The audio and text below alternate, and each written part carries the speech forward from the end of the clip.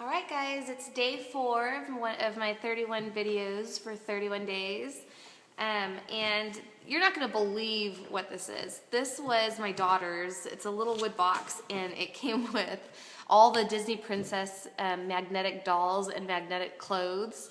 And it had like paper back here that looked like a little closet, and she just dumped everything out in her toy box and colored all over this and had it laying around. So I was gonna throw it out, but I decided, you know, this would be really cool to put in my drawer at the studio because I have a lot of stuff that I need to organize, and I do have a lot of printer trays that I keep charms and things in, and this kind of is the same kind of concept as a printer tray. So I'm gonna paint it and distress it and do some funky stuff to it and completely turn it into something else.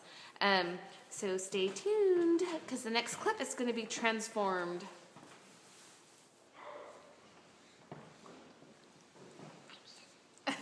Alright, that was Blake who's telling me action. So I painted the tray. I actually made this color by mixing a few colors of Deco Art paint, and I like it. I like this color. It's one of my favorite colors now. It's kind of like a minty turquoise blue. So I painted the whole thing, one coat only, surprisingly enough. And then after I did that, I waited for it to dry, and then I covered it with matte medium. And now I've got this really smooth, filling, finished organizer for one of my flat pile drawers in my craft table.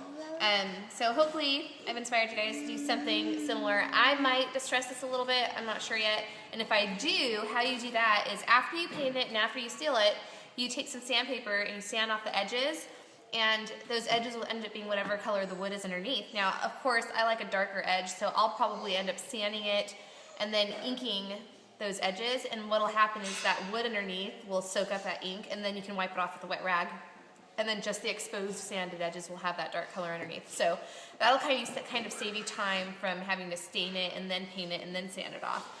So it's kind of a cheater way to do it. But the one thing is if you do that, you want to make sure you put that matte medium on before you sand it. If you don't, the paint's going to absorb that brown, and you're just going to have brown everywhere that your ink touched. If you seal it with the matte medium first, you'll be able to wash it off with a wet cloth, and only the wood underneath will soak up that brown ink. So there's my organizer, and stay tuned all month long because I've got 31 videos this month for the 31-day challenge, which I wanted to touch base on with you guys. The 31-day challenge, you can do whatever you want for 31 days, but you have to do it 31 times. So you could do 31 technique videos, you could do 31 journal pages, you could do 31 goals like we did that one year. You could do 31 paintings, you could just do anything you want, but it has to be you have to do it 31 times.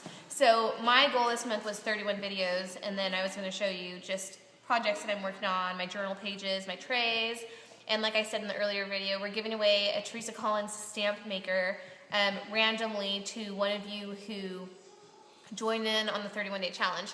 So make sure that on the 31st of the month, you send me a link to your blog or your YouTube channel where your 31 videos are or your 31 projects are so that I can see them.